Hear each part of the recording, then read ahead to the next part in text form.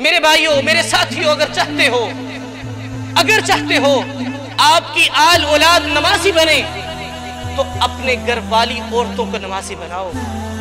اگر بچوں کی ماں نمازی نہیں ہے، اولاد صحیح معنوں میں نمازی ہو ہی نہیں سکتی۔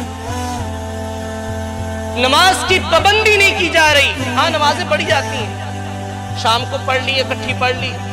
عورتیں باقاعدہ طور پر نماز کا اہتمام صحیح طرح سے نہیں کرتی، ہم اچھی طرح سے جانتے ہیں۔ ہم خود نماز کے لیے آتے ہیں، گھروں میں تلقین نہیں کرتے۔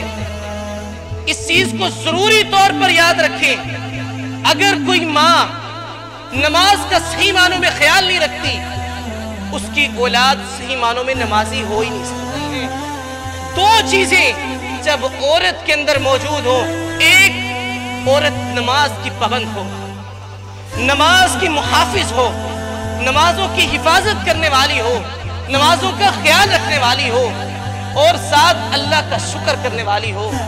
اپنے خامد کی طرف سے جو ملتا ہے الحمدللہ، جو ملا ہے فقط الحمدللہ، شکر گزار بیوی ہو، ماں ہو، نمازی ہو۔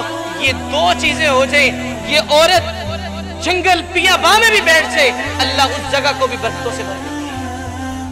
ایسی عورت جس کے اندر یہ دو خوبیاں ہیں، وہ نمازوں کی حفاظت کرنے والی ہے، وہ شکر گزار ہے، اللہ کے دیے پر اللہ کا شکر کرتی ہے، کبھی بھی ناشکری کا بول اپنے منہ پر اور زبان پر نہیں لاتی، ایسی عورت جس گھر میں جائے گی برکتوں والی ہوگی، جس خاندان میں جائے گی برکتوں والی ہوگی، جس قبیلے کا رخ کرے گی وہ قبیلہ برکتوں والا ہو جائے گا، جن بچوں کی ماں بنے گی اللہ اس اولاد میں برکتیں نازل فرما دے گا۔